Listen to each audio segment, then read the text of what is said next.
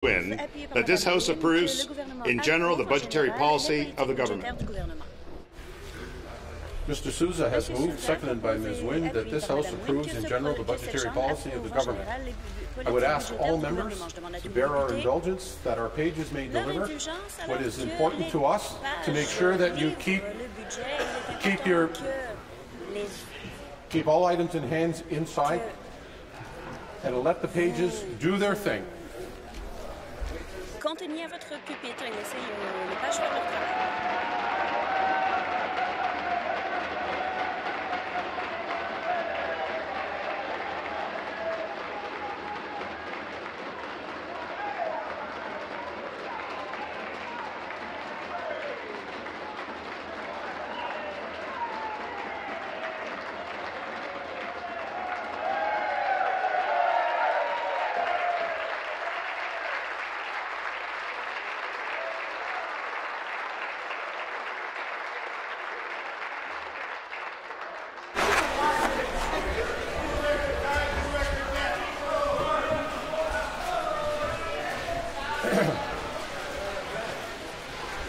We're all impressed. Just before I call upon the Minister, I'd like to remind the members that there is a list. I have a list of members that have been warned from this morning.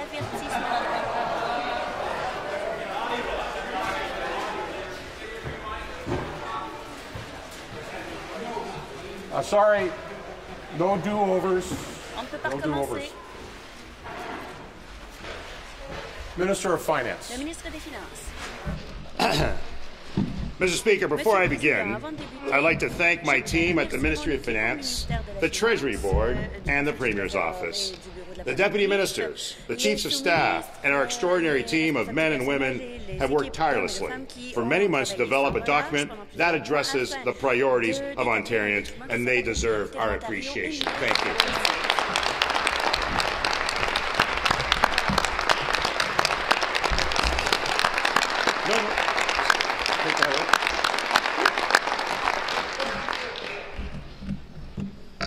You can take that back.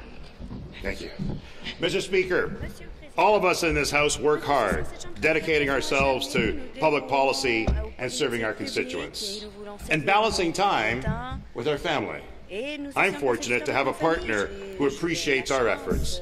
Please join me in welcoming back to the legislature my wife, Cindy.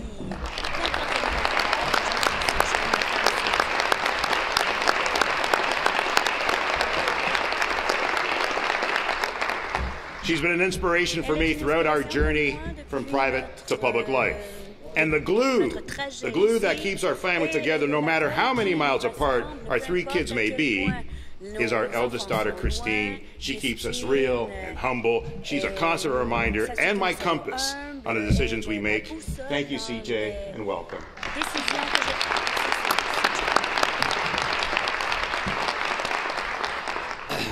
So, with that in mind, Mr. Speaker, I rise to present the 2018 Ontario budget, a budget that builds upon our past successes, a budget that charts a path to shared opportunity for all Ontarians, a budget that makes strategic investments, helping attract jobs and economic growth, helping shoulder the burden of those struggling to make ends meet, helping families to care for their children and their parents, to ensure that everyone can reach their full potential. People like Ranisha. I've learned about Ranisha and her family through her college professor. He wrote to us and said, and I quote, "It occurs to me that people in government who make good public policy often don't get to see the successful results." So he wanted to share the success of his student Ranisha, and it's an extraordinary story of a woman. But first, Mr. Speaker, I'd like to remind the House that thanks to the talent and resilience of all of our people, and thanks to the hard-working women and men who keep the engine of Ontario running, our economy has been growing better than Canada, better than all G7 nations, and our unemployment rate is the lowest it's been in almost 2 decades.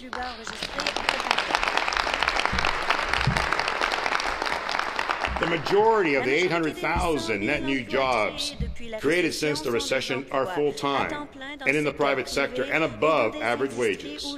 Last year alone, 500 net new jobs were created every single day in Ontario, and our debt to GDP has fallen steadily, lowering the burden of what would otherwise have been passed on to future generations.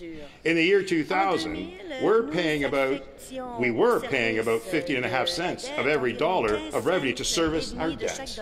This year, we'll pay 8 cents. That's the lowest it's been in 25 years. And thanks to this improved economic growth, combined with our government's strong fiscal management, we have eliminated the provincial deficit steadily, exceeding our fiscal targets each and every year since 2009. I announced last year that we would eliminate the deficit this year entirely. And I am pleased to report that we have balanced the budget in 2017-18. In fact, we now have a surplus of over $600 million this fiscal year.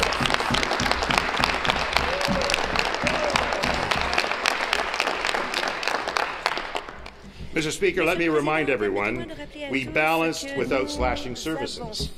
Instead, we did it by maintaining and improving programs that families rely on, like healthcare and education, boosting investments at near-record levels. In the last budget, we made an additional investment of $7 billion in healthcare to reduce wait times and improve access for patients.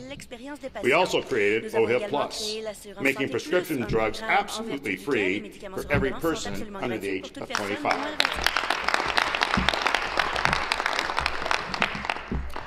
Mr. Speaker, Renisha has a 15-year-old son, Khalil, and a 2-year-old daughter, Lalani. And she takes great comfort in these important programs. Her family, like so many others, are benefiting tremendously. Because no parent should have to choose between buying children's medicine and putting food on the table. Already more than 1 million young people in Ontario have had almost 3 million medical prescriptions filled at no cost. We created a plan for 100,000 more children to access licensed childcare, with subsidies available for about 60% of them. And we're helping more parents like Renisha, whose daughter Lalani is now benefiting from affordable, quality childcare, because getting the best start in life is key to future success. It's also helping more parents return to work earlier or back to school, like Renisha. Now, we made changes to OSAT, Mr. Speaker, to help our young people who seek post-secondary degrees or diploma. This year, more than 225,000 students are going to universities or colleges for free.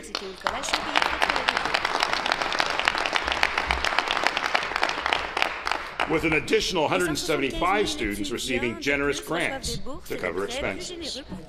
Demand has far exceeded our initial projections, and that's a good thing. Like so many others, Renisha is fulfilling her dream of going to college, thanks to this tuition support. She is now a first-year student at Humber's Community and Justice Services program, and excelling at the top of her class. And when I spoke to her, she said this: "Who knew I was a nerd?" More importantly, she is serving as a role model for her son Khalil in grade 10. And he's watching her succeed. And now they both know that higher education is absolutely within their reach. Renisha said to me that she now has more opportunities than she ever could have imagined. Imagine the talent that we're unlocking in Ontario. And we stayed faithful to Ontario workers, Mr. Speaker. We stood by Stelco employees during their company's restructuring. We made sure that they had the benefits like prescriptions and dental care so their families would not go without. And we played a pivotal role in bringing the parties together to revive and save the company, preserving 2,200 well-paying jobs at Stelco and protecting almost 12,000 retirees. And the president of Stelco worked with Local 8780 2022. Bill Ferguson may be here, and we thank them for their collaboration and strength. And we made significant infrastructure investments. We committed to an historic investment in new hospitals, new schools, new roads, and public transit. This investment has grown to $230 billion over 14 years. From the Huron-Ontario LRT in Mississauga and Brampton to repairing and refurbishing the northern railway tracks for the ONTC. From the Ottawa LRT to widening Highway 11 and 17 between Thunder Bay and Nipigon. We are building tomorrow's infrastructure today, supporting 140,000 jobs every year.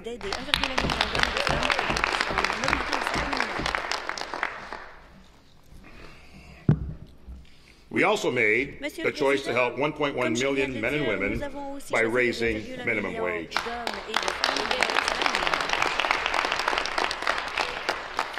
Increasing it to $15 an hour will give a full-time worker about $5,000 more every year, helping more people get ahead.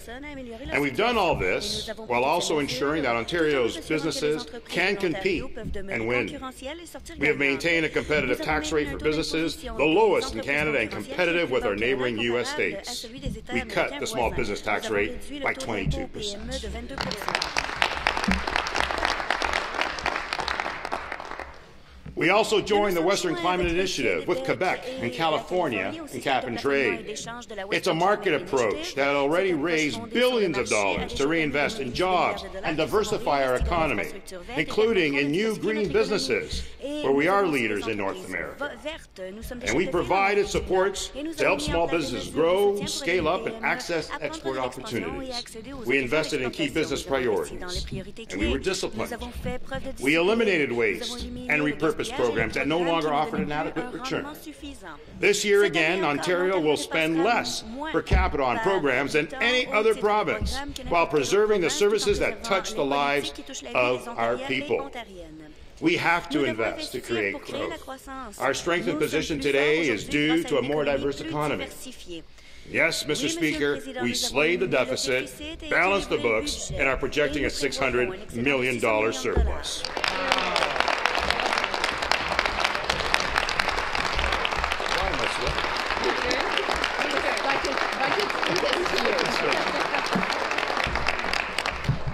We're doing this while diversifying our economy by supporting technologies and industries of the future, like artificial intelligence, quantum research, regenerative medicine, advanced manufacturing, and fintech. But make no mistake, Mr. Speaker, balancing the budget is not an end in itself. It is a means to an end. And in the end is a stronger Ontario. A stronger Ontario that provides more opportunities for everyone. A stronger Ontario that allows us to provide more care for those who need it. Mr. Speaker, the province has faced great challenges as we recovered from the largest global recession since the Great Depression. We overcame them, and together we've achieved great things. Today, however, we face new challenges. While it is true that Ontario's economy is growing and is doing better than most, and even though we are forecasting around 2% growth next year and thereafter, it's not good enough. We have an aging population, and more people are moving out of work and into retirement. There's the prospect of rising interest rates and increasing household debt. There's the current international trade uncertainty. There's Buy America campaigns and calls for protectionism. These new significant risks to our economic outlook have caused us to be more cautious in our revenue expectations. 2% growth in the economy is okay, but it's not good enough. And another challenge we face today, Mr. Speaker, is that while this province has experienced economic growth, the benefits of this prosperity have not been shared by all. We must work to ensure opportunity reaches everyone, women, students, and seniors. And to those who are in precarious work, toiling away at the gig economy, the benefits of a growing economy must be shared by them too. So, Mr. Speaker, our answer is clear. In the 2000 Ontario budget, we are going to do more. We are facing these new challenges head-on. Former U.S. Vice President Joe Biden said, "Don't tell me what you value. Show me your budget and I'll tell you what you value.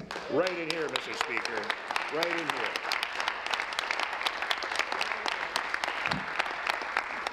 The 2018 budget reflects the values we share as Ontarians, those of fairness, caring, and opportunity. So we are taking bold steps, guided by our commitment to care. This is our responsibility. We will act on behalf of the people and in defense of our economy. We will continue to put Ontario on a path to higher economic growth, increasing GDP and job opportunities. We will continue to ensure that the benefits and opportunities of growth are widely shared across the province. And we will continue to ensure Ontario remains competitive and attractive as a destination for business. Mr. Speaker, good public and social policy must also be sound economic policy, and that is what makes it sustainable. So we are making a choice. We are committing to more support for social and developmental services.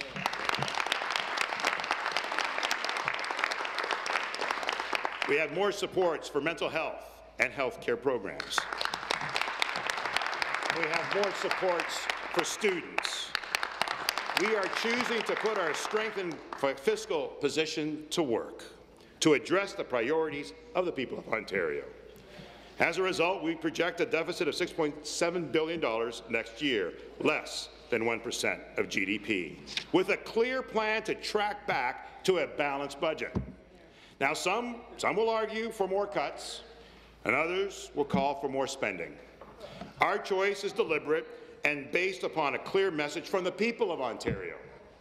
Continue to manage the finances of the province responsibly, create more economic opportunities for everyone, and help shoulder the burdens making and facing Ontario families. Mr. Speaker, the people of Ontario are proud of our universal health care. Universal health care reflects our society's values, how we collectively care for each other. For families concerned with loved ones who are sick, nothing is more important than getting them the help they need. We all know that a growing and aging population is adding demands on our hospitals. In peak times and during epidemics, our emergency rooms can become crowded. So in the 2018 budget, we are proud to invest an additional $822 million in hospitals next year.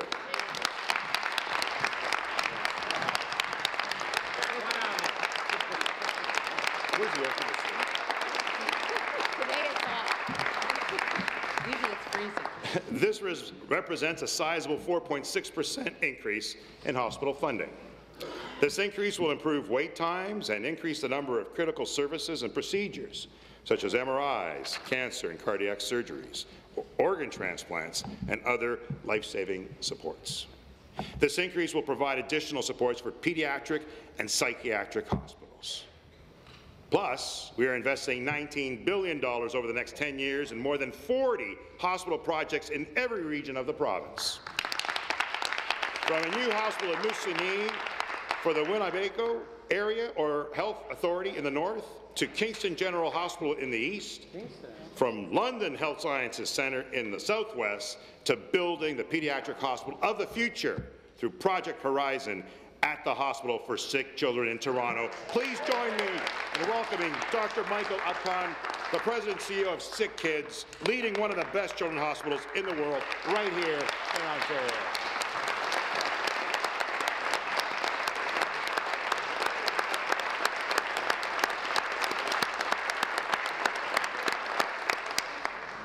Mr. Speaker, we know that access to affordable, quality childcare is essential for families. For our children, quality childcare gives them the best start in life. And for the parents, particularly women, it gives them the choice to return to work earlier. And that's why we are providing access to 100,000 more childcare spaces. In the 2018 budget, we're going further, Mr. Speaker, and I'm pleased to announce we will provide free preschool for every child aged 2.5 to kindergarten.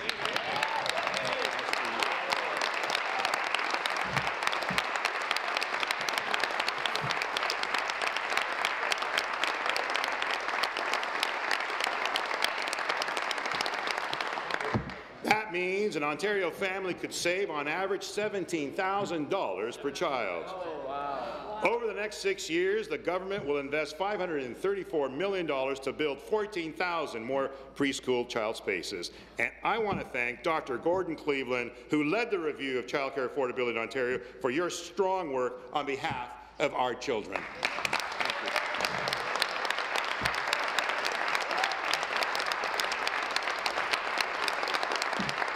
And I want to thank Martha Friendly for your leadership and advocacy on accessible quality childcare.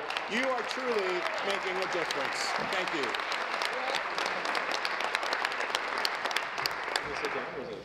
And for the First Nations community, we will double current childcare capacity on reserve, creating 4,500 new spaces starting in 2019. And I am so pleased by the work that we have done with the First Nations community and our Minister of Aboriginal Affairs, who has shown great leadership together with members of the community.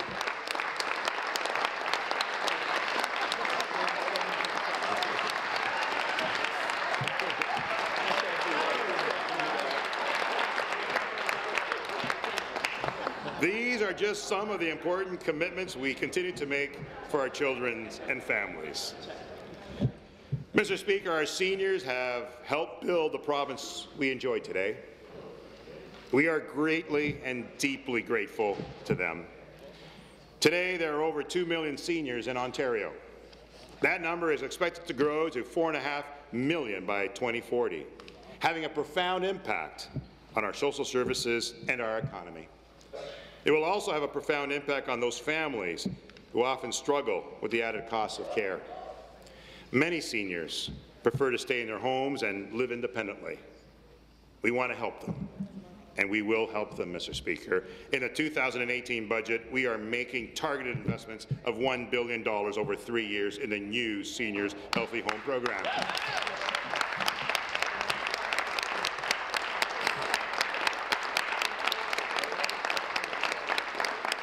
We will provide up to $750 for every eligible household that is led by a senior 75 years or older to help offset the cost of maintaining their home. This payment could be used to help pay for snow shoveling and lawn care or house cleaning. But we're also investing $650 million more over the next 3 years to increase nursing and therapy visits for home care and community care. And it will also include more caregiver hours to give families more support. And Mr. Speaker, in the 2018 budget, we're expanding OHIP Plus to include free medication for seniors. Wow.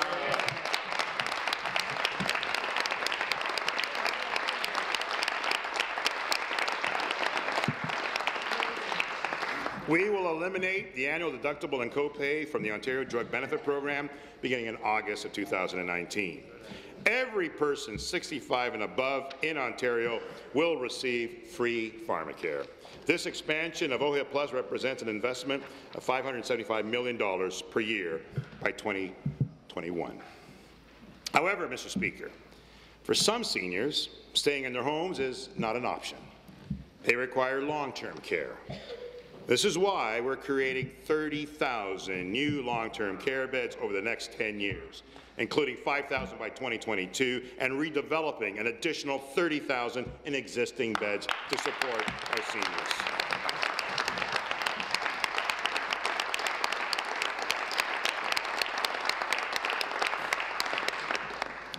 And on top of all that, I am pleased to announce we are investing $300 million more over the next 3 years. This represents increased care hours and the hiring of more nurses and personal support workers. Their help is invaluable to our families and loved ones.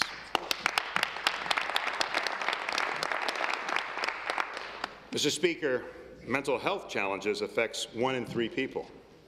As a society, we have come to understand that mental health is essential to good health at every stage of life, from childhood to retirement. So, Mr. Speaker, we're making an additional investment of $2.1 billion over 4 years to increase the level of care and access for mental health and addiction services.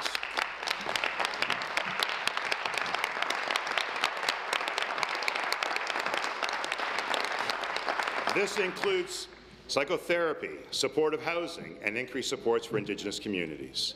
Mr. Speaker, we know that 70% of mental health issues begin in childhood or adolescence. and that early intervention improves outcomes. We want to ensure that kids get the help they need as soon as they need it. And we'll be expanding services for students in every high school and providing counseling, therapy, and walk-in clinic services in communities for 46,000 more young people. Wow. Yep. Mr. Speaker, this is part of the government's $17 billion commitment over 4 years to improve access to services for mental health and addictions, the largest in Ontario's history. There are so many people that are making this possible, like Kim Moran, CEO of Children's Mental Health Ontario. Thank you, Kim, for your leadership and for being here.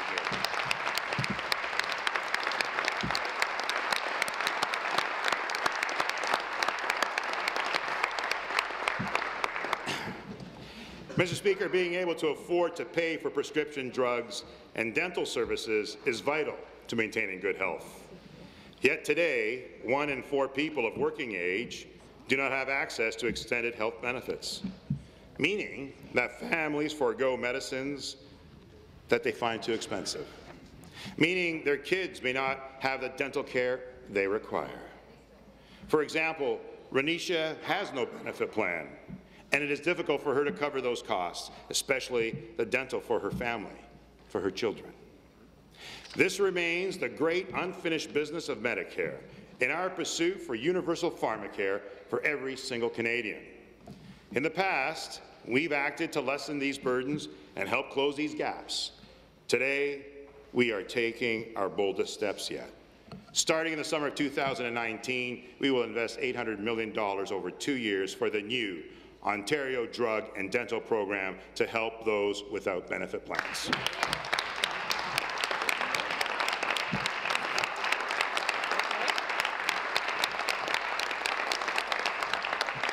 We will reimburse up to 80% of prescription drug and dental expenses to an annual maximum of $400 per single person, $600 per couples, and $700 for a family of 4.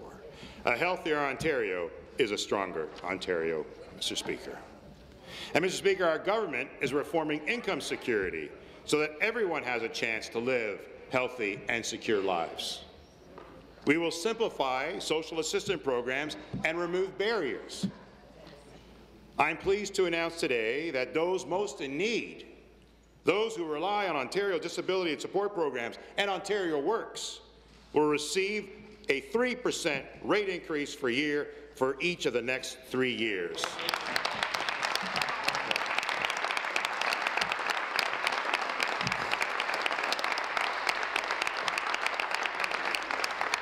Ontarians are compassionate and we take care of one another. Mr. Speaker, a priority for our government is to produce more jobs and opportunity. So in the face of new economic challenges, we are introducing the Good Jobs and Growth Plan, which includes $935 million in new investments over the next 3 years. And that's in addition to our historic infrastructure investments, Mr. Speaker. This plan will build upon our economic foundations, further diversifying our economy, support the development of local talent and entrepreneurs, and encourage the growth of businesses. This plan will improve competitiveness and attract business investments.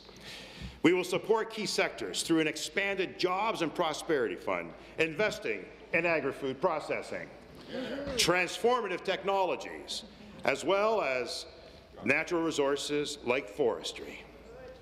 We will also support regional economic development and the investments in Eastern and Southwestern and in Northern Ontario. We are expanding the Northern Ontario Heritage Fund by 50%, Mr. Speaker.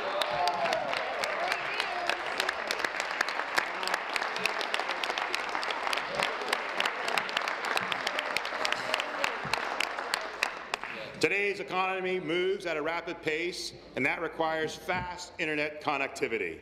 So we're investing an additional $500 million over 3 years to expand broadband in our rural and northern communities, ensuring all Ontarians can be fulfilled and fully engaged in our economy.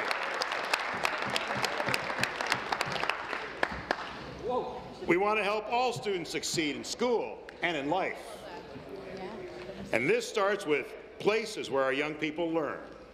That is why we're investing $16 billion over 10 years for new and improved schools. Cela comprend 500 This includes $510 million since 2013 in construction, addition and retrofit at 62 French language schools across Ontario. Because more than 600,000 Francophones call Ontario their home, and a strong Franco-Ontarian community means a strong Ontario.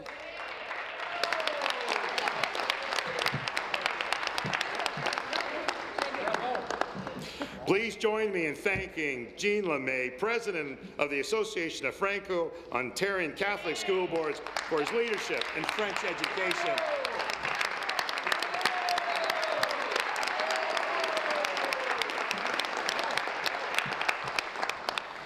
But a great education is more than buildings and classrooms, Mr. Speaker. 1 in 5 Ontario students has special needs. So we're announcing $250 million in new funding over 3 years to tackle the wait lists for assessments and to improve special education services. Mr. Speaker, grades 7 and 8 are crucial years for our young people to explore pathways to apprenticeships, college, university, and the workplace. And that's why the government will invest more than $120 million over the next 3 years, hiring over 450 new guidance counselors to help students better prepare for the transition to high school. A good start today means a better future tomorrow. And our highly skilled workforce provides Ontario with a competitive advantage. Our skilled workforce is key to our economic growth and prosperity. As you know, Mr. Speaker, we've already made significant changes to OSAP to help more students go to university or college. Students like Renisha, a single mom, going back to school. It is critical to provide supports so she may succeed and better provide for her family. So this budget announces further improvements. Starting this fall, students from middle-income families will receive even more financial assistance.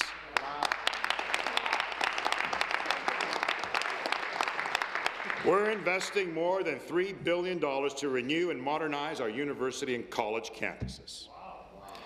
Et nous allons créer une nouvelle université. And we're also creating a Francophone University. The University of Francophone Ontario was given royal assent last December. Mr. Speaker, for some, Ontario's skilled trades are the way to go, and a better career for them. That's why we're investing $170 million over 3 years in the new Ontario apprenticeship system, helping our young people make the transition from high school to finding high-quality jobs. And to ensure that employers have access to talent, the 2018 budget establishes the Ontario Training Bank. This $63 million additional investment will bring employers, employees, and training institutions together to develop skills and programs that are tailored to the needs of the local economy. And taken together, these steps improve the skills of our workforce, giving Ontario businesses a strong competitive advantage. Mr. Speaker, let us also be reminded that Ontario plays a leadership role in Canada. We've always been a significant net contributor to the Federation. This government and this Premier were the driving force behind CPP enhancement, enabling greater retirement security for all Canadians.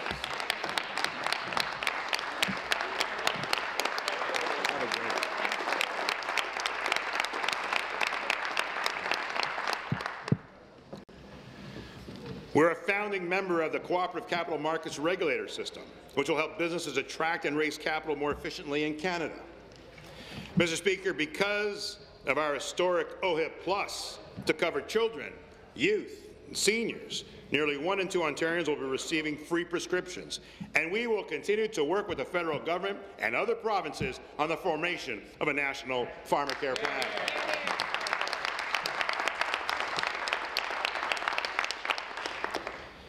We're also promoting trade and trade negotiations during these uncertain times. Premier Wynne has met with 37 governors. It's not funny, Mr. Speaker. These are serious issues. These are serious issues affecting trade and the economy of our province. And the Premier has met with 37 governors over the past year to strengthen trade relations and highlight the mutual benefits of open trade between Canada and the U.S.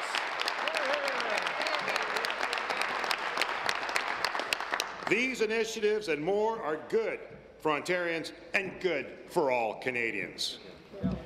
Mr. Speaker, this government has undertaken the most significant reforms to our retirement security system in generations. It's about ensuring people can maintain their standard of living in retirement, which in turn is good for our economy. And as I mentioned, we were instrumental in enhancing CPP. We also created a new funding framework for a defined benefit pensions plan to help protect workers and retirees while helping businesses maintain their DB plans.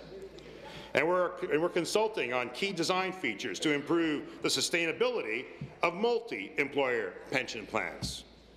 Mr. Speaker, as this House knows, we are the only jurisdiction in Canada to provide a pension benefit guarantee.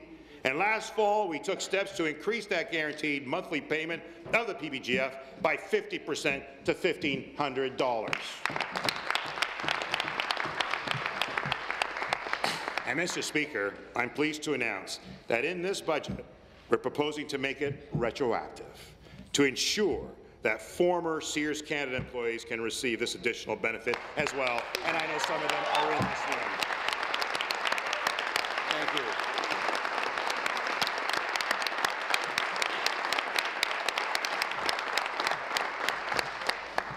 Lastly, Mr. Speaker, we truly cannot create opportunity without tackling the systemic barriers to women's full participation in the workforce. Advancing women's economic empowerment is good for business, good for the economy, and good for our society. Estimates show that women's full engagement in the economy could add $60 billion to Ontario's gross domestic product by 2026. Our strategy promotes women on boards and in senior management roles, and it supports pay transparency in the workplace to help end the gender wage gap, Mr. Speaker. Creating more equitable workplaces is not just about fairness.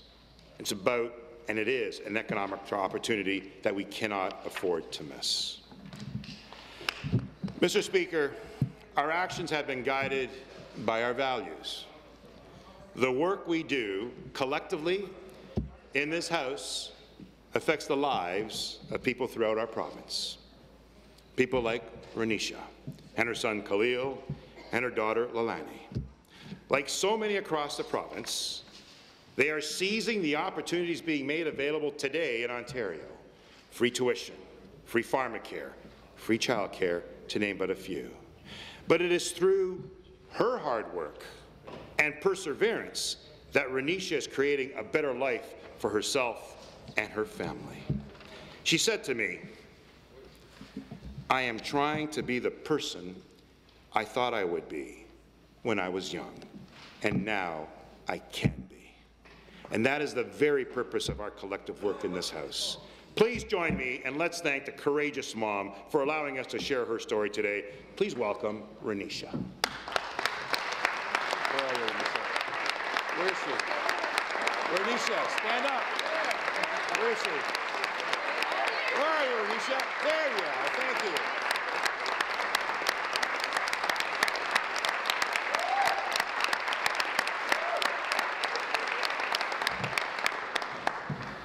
Mr. Speaker, the 2018 budget reflects Ontario's values.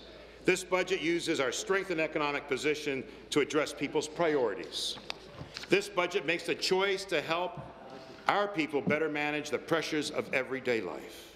This budget provides greater care for our children, students, and seniors.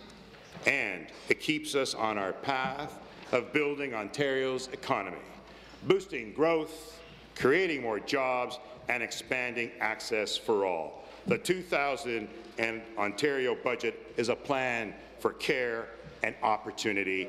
Mr. Speaker, thank you. Thank you to my colleagues and this wonderful group of individuals that work hard every day to provide better for the people of Ontario. Congratulations, everyone.